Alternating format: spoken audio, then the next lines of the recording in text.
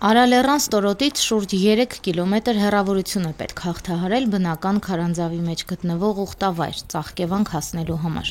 Լեռան սրտում գտնվող ժայռափոր այս վանք միայն ոտքով կամ ամենագնացներով է հնարավոր հասնել։ Ծաղկևանքը հայտնի ուխտատեղի է։ Ուխտավորի պակաս չի ունենում ամառ թե ձմեռ։ Ուխտավորները հույսով, հավատով, աղոթքով, ոմանք էլ ծոմապահությամբ գալիս են այստեղ խնդրելու քրիստոնյա կույսի բարեխոսությունը։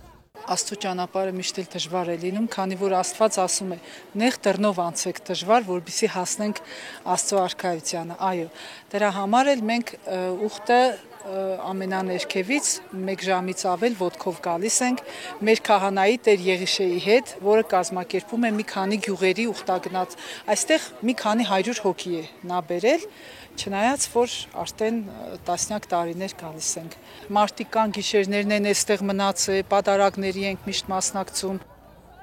Համբարձման տոնին Ծաղկևանքի ուխտի օրն է։ Ժայռափոր վանքն իր փոքր չափերի պատճառով չի կարողանում բոլորին իր գիրկն առնել։ Այդ պատճառով մարդիկ պատարագի մասնակցում են դրսում, աստիճաններին կամ քարերին նստած։ Տոնական պատարագը Տեր Արամ քահանա Ասատրյանը մատուցեց, ուխտավորներին ներկայացնելով տոնի խորհուրդն ու կարևորությունը։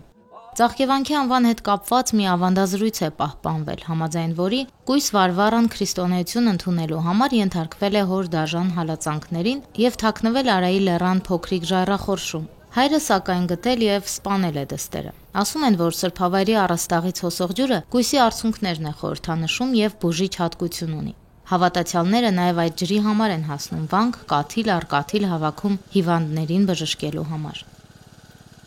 Տղայիս եմ բերել իրականում այսօր ուխտի օրնա, Սուրբ Վարվառայի օրնա, ու ոնց ասել է կույսը թող իմ արցունքները բուժի բոլոր երեխաների հիվանդությունը, այդպես տղայիս բերել եմ, որ օրհնվի։ Ամուսինս շատ կապված հուշեր ուներ այս վանքի հետ, ասում էր, որ շատ հզոր վանք է ինքը, շատ ցանկություններ իրականություն են դարձել իմ համար, ու միշտ ասում էր, որ պիտի գնանք անպայման, ուղղակի բախտ չվիճակվեց։ Մի խոսքով այսօր եկանք հասանք, ընկերուհիս երեխայի ոտքի հետ կապված լիքը խնդիրներ ուներ ու միասին որոշեցինք, որ գանք ու մեծ հույսեր ունենք ու հավատքով ենք եկել։ Մեր մոտից շատ զույգեր են եղել, ովքեր անպտուղ են եղել, երեխա չեն ունեցել եւ ուխտով եկել են, երեխա են ունեցել, բուժվել են։ Ծաղկևանքը եղել եւ շարունակում է մնալ սիրված ու զորավոր սրբատեղի հայ հավատացյալի համար։ Դա է վկայում տարեցտարի ավելացող մարդկանց թիվը։ Անուշ Առաքելյան, Հարություն Տոլանյան, Եկեղեցական կյանք։